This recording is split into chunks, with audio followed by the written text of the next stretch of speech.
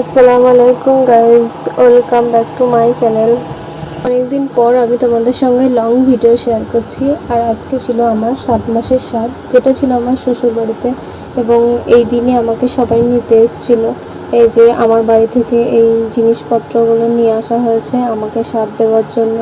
আর যেগুলো আমাদের বড় দিদি, অ্যাকচুয়ালি যেটা আমার বড় ননদ, যেটা আমার দিদি বলতে গেলে, তো জিনিসপত্রগুলো দিদি ব্যাগ থেকে বের করে নিচ্ছে।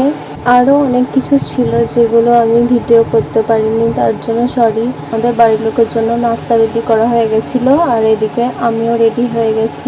এই শাড়িটা আমাকে আমাদের বাড়ির থেকে দেওয়া হয়েছে, তো শাড়িটা কেমন হয়েছে সবাই অবশ্যই কমেন্টে জানিও। আর এরপর আমাকেও ভাত খাওয়ানোর জন্য ডাকা হবে, তো সেই জন্য আমি রেডি হয়ে বসে আছি। আর তোমাদেরকেও দেখিয়ে দিই আমার থালা রেডি হয়ে গেছে। থালায় কি কি আছে তোমরাও দেখে নাও। 5 রকমের ভাজা, কলা ভাজা, মাংস, করলা ভাজি, বেগুন ভাজি, আলু ভাজি, স্যালাড, বিরিয়ানি, ভেন্ডি ভাজি, এই সমস্তই ছিল।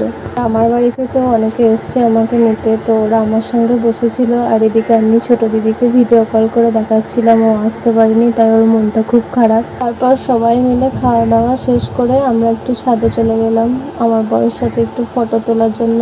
আমি খুব মিস করবো এই দুজনকে, শেরু আর রকি। আর এদিকে আমরাও বেরিয়ে পড়েছি বাড়ির উদ্দেশ্যে। তো আমরা সবাই মিলে এখন চললাম বাড়ি।